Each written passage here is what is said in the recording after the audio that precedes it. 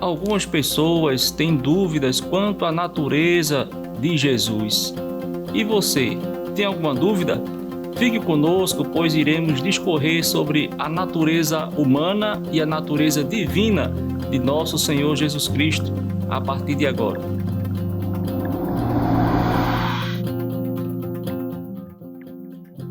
A paz do Senhor para você que nos acompanha a partir deste momento. Queremos convidá-los para estar conosco por alguns minutos, pois iremos discorrer sobre mais uma lição da Escola Bíblica Dominical, e desta feita é a lição de número 6 do público jovem da Escola Bíblica Dominical, das lições da CPAD. Então será uma alegria para nós ter conosco por alguns minutos, para que possamos, aumentar o nosso conhecimento acerca das Sagradas Escrituras. E o tema que vamos discorrer a partir deste momento, desta lição de número 6 dos jovens, é fé para crer na natureza humana e divina de Jesus. Lição de número 6, que será estudada na maioria das escolas bíblicas dominicais em todo o Brasil, no dia 5 de novembro de 2023. Estamos no último trimestre deste ano. A Escola Bíblica Dominical tem a cada 3 meses uma temática diferente, e a temática dos jovens deste último trimestre do ano de 2023 é a prova da vossa fé, vencendo a incredulidade para uma vida bem-sucedida.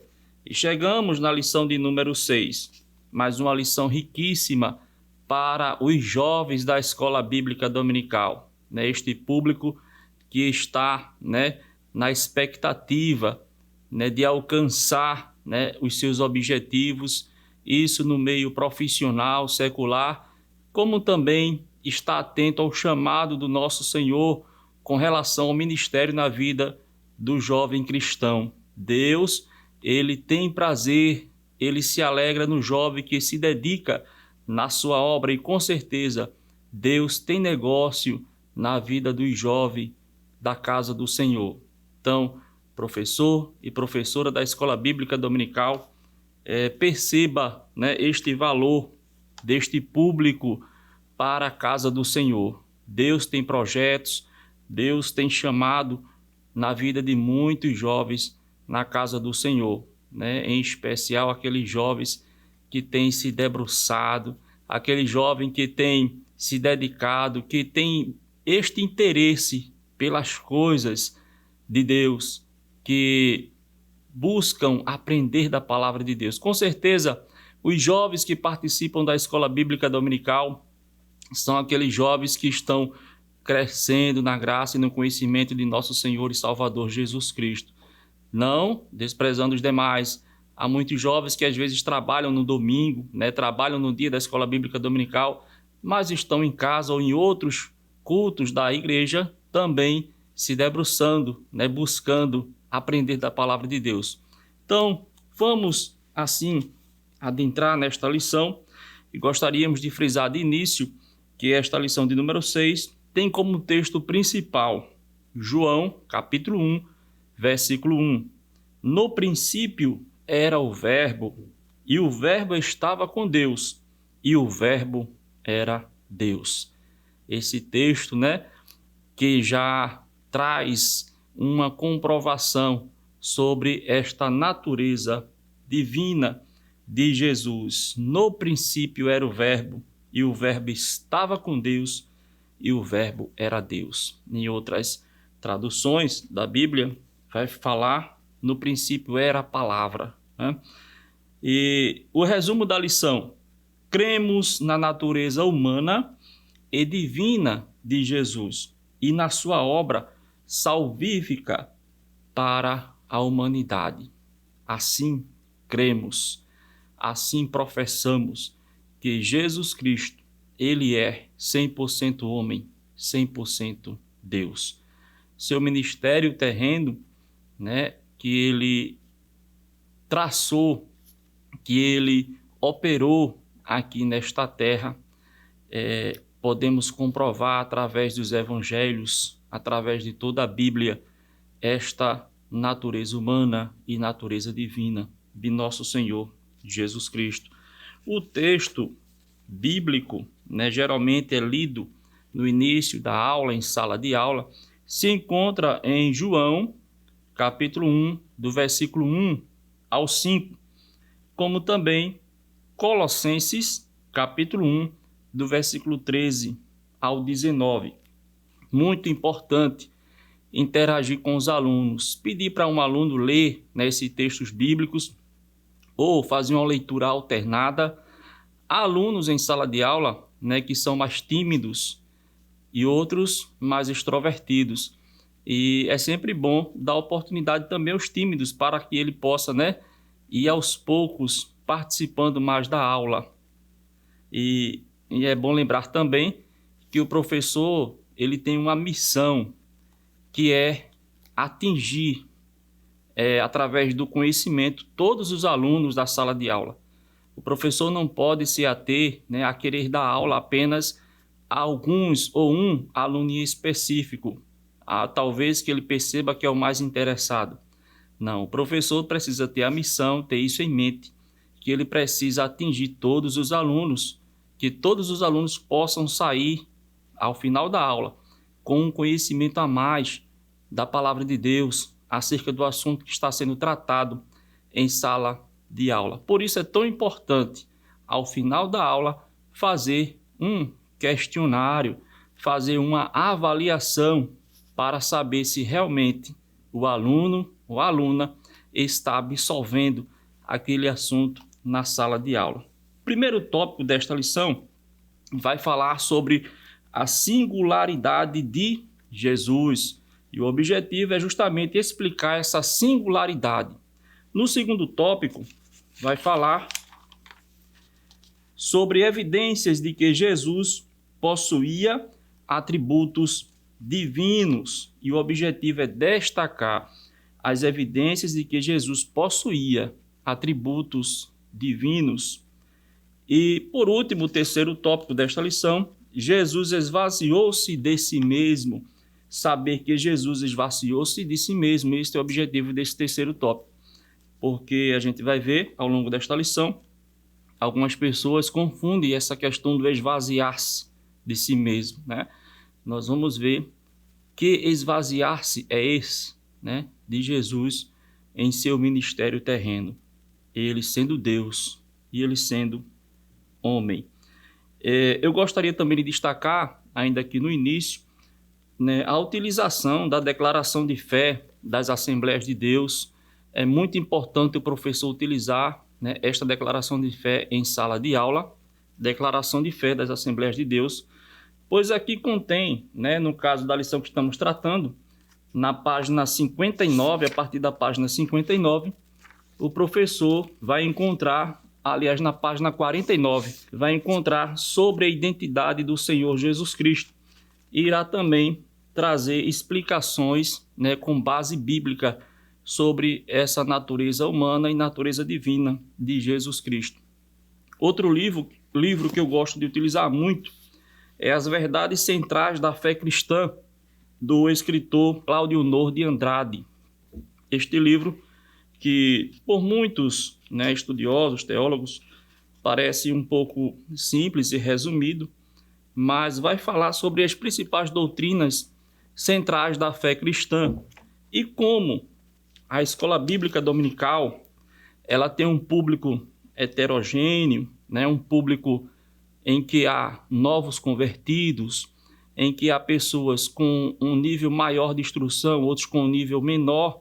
É muito importante a gente salientar aqui que o professor não pode tentar utilizar sempre uma linguagem muito acima do conhecimento do aluno com relação ao que está sendo tratado, mas sim uma linguagem mais simples para que todos possam ser alcançados com o que está sendo tratado em sala de aula. Por isso, eu friso essas obras aqui, que são, para alguns, relativamente simples, não é aquele livro extenso, profundo, mas que traz assuntos bem basilares da fé cristã e de fácil compreensão para os alunos. Então, no Na introdução desta lição, o comentarista coloca o seguinte: cremos que o Senhor Jesus Cristo é a figura central de toda a realidade cristã. Entretanto, ao longo dos anos, a doutrina de Cristo tem sido submetida a muitas heresias. A cristologia, ao longo dos anos, tem sido submetida a muitas heresias, ou seja, pessoas que pegam um texto, né, e tira do contexto e gera um pretexto, né? Então, devemos ter muito cuidado com isso, principalmente quando se trata da pessoa de Jesus Cristo, né? São pessoas incrédulas tentando explicar como o Filho de Deus se fez carne e habitou entre nós.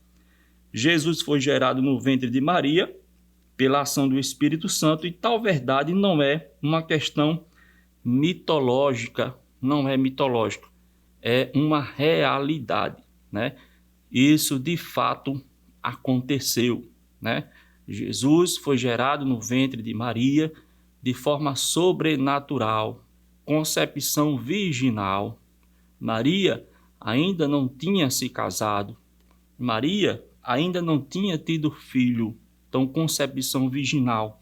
Inclusive no Evangelho de João, no versículo 14, estou lendo aqui na versão, Nova Versão Internacional, capítulo 1, versículo 14 de João, Evangelho segundo escreveu João: aquele que é a palavra, ou aquele que é o verbo, tornou-se carne. Esse tornou-se carne se refere à concepção no ventre de Maria, né? Lembrando de forma sobrenatural, obra do Espírito Santo de Deus, e viveu entre nós, ele nasceu, né? Este viveu entre nós se refere ao seu nascimento, né? Inclusive, não é muita coisa assim para ser consertada, mas às vezes, principalmente no meio do ensino para crianças, aprendemos que Jesus nasceu numa manjedoura. Só abrindo um parênteses, mas na verdade a Bíblia vai frisar que ele nasceu, né, ali no estábulo e depois foi envolto em panos, né, e posto numa manjedoura. Só essa observação, que ele não nasceu de fato na manjedoura, ele foi posto na manjedoura após nascer. Então, aquele que é a palavra tornou-se carne, concepção, e viveu entre nós, nasceu. Vimos a sua glória. Glória como do unigênito, único filho gerado de Deus. Então, vimos a sua glória. Foi concebido através da obra sobrenatural do Espírito Santo, no ventre de Maria, uma virgem, nasceu, né? Os pastores puderam presenciar, os magos vindo do Oriente, né? Como também vimos a sua glória, ou seja, ele, com a sua natureza divina, operou muitos milagres em seu ministério terreno, como também a partir da sua ressurreição, né? Que as mulheres e os discípulos puderam presenciar, confirmar, né? Que ele ressuscitou, que o túmulo estava vazio e que o túmulo continua vazio. Ele não está entre os mortos, ele ressuscitou, faz parte da sua natureza divina, a sua glória. Ele está à direita do Pai, e a Bíblia confirma isso em várias passagens. Mas no primeiro tópico, a singularidade de Jesus, plenamente divino, plenamente homem. Jesus Cristo teve duas naturezas, a divina e a humana. Cuidado para não incorrer, né, no erro de dizer que ele era 50% homem, 50% Deus. Não, 100% homem, 100% Deus. Ele era plenamente homem, mas também plenamente divino, plenamente, completo. Jesus era Deus vindo em carne, João 1:1. O Todo-Poderoso habitou entre nós e a sua encarnação e não reencarnação, foi um ato divino pelo qual assumiu para si a natureza humana. Existem muitas provas da divindade de Cristo nas Escrituras Sagradas. E segundo Stanley Orton, os escritores dos evangelhos sinóticos, Mateus, Marcos e Lucas, usam a expressão filho do homem por pelo menos 69 vezes. Essa era uma expressão que Jesus utilizava a respeito de si mesmo, né? Filho do homem, mostrando a sua natureza humana. A declaração das Escrituras a respeito de Jesus. Nas Escrituras Sagradas, a palavra usada com relação a Cristo é Theo, cujo significado é Deus. O mesmo termo é utilizado para fazer menção ao Criador do céu e da terra, o governante sobre todas as coisas. Essa verdade pode ser vista nos seguintes textos bíblicos no Novo Testamento: João 1:1, 1:18, 20 e 28, como também Romanos 9:5, Tito 2:13, Hebreus 1:8 e 2 Pedro 1:1. É importante observar que há ao menos 7 passagens no Novo Testamento que se referem explicitamente a Jesus como Deus. No Antigo Testamento encontramos um versículo muito conhecido em que o nome de Deus é aplicado a Cristo, porque um menino nos nasceu. Esse texto tão conhecido da igreja.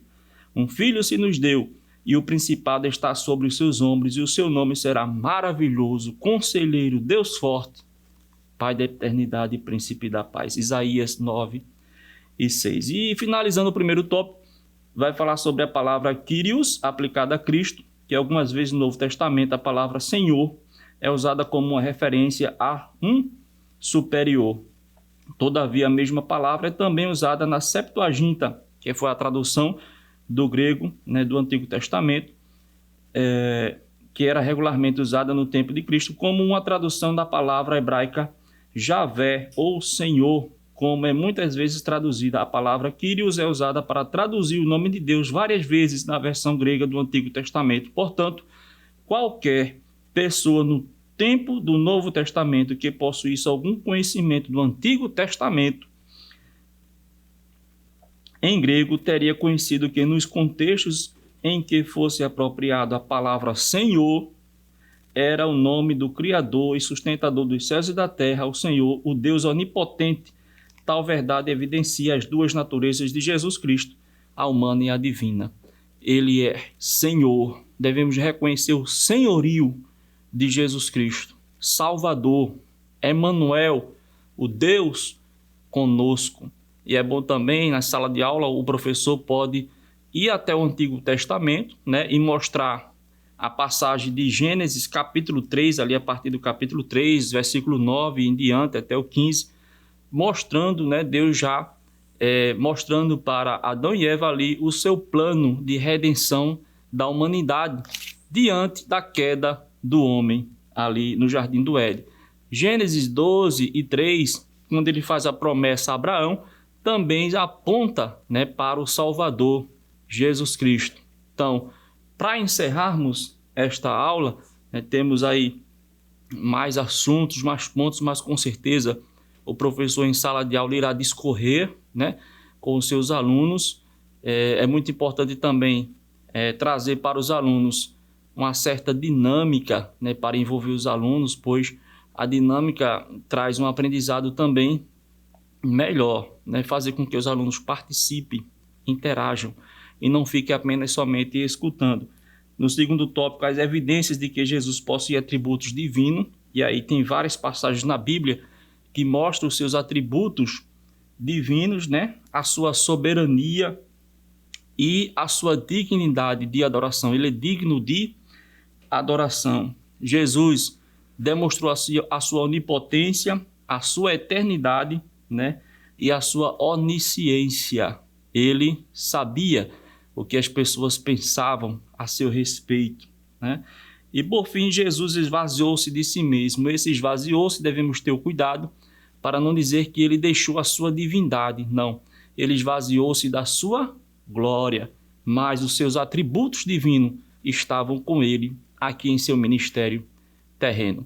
Que Deus em Cristo abençoe você, professor, professora da Escola Bíblica Dominical. Comente, curte, compartilhe, inscreva-se no canal, acione as notificações. Que Deus em Cristo abençoe a sua vida poderosamente. Amém. Que o conhecimento é capaz de mudar a vida de quem lê, a gente já sabe.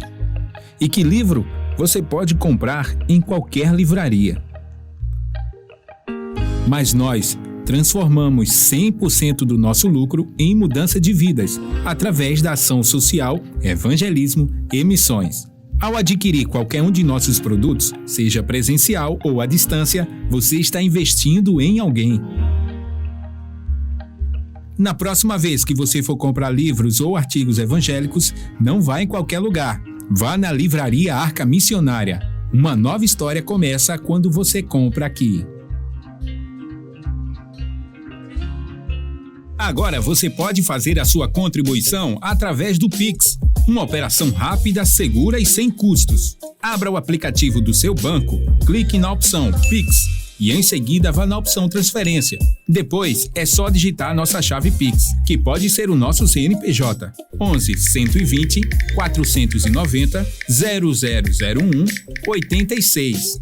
Nosso e-mail contribua@eadalp.org.br ou nosso celular 81-98883-2755. Verifique se a contribuição é para a Igreja Evangélica Assembleia de Deus em Abreu Lima, Pernambuco. Confirme a transferência e depois siga o procedimento do seu banco.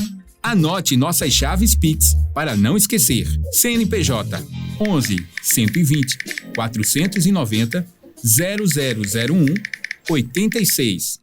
E-mail contribua@iadalp.org.br. Celular 81-98883-2755.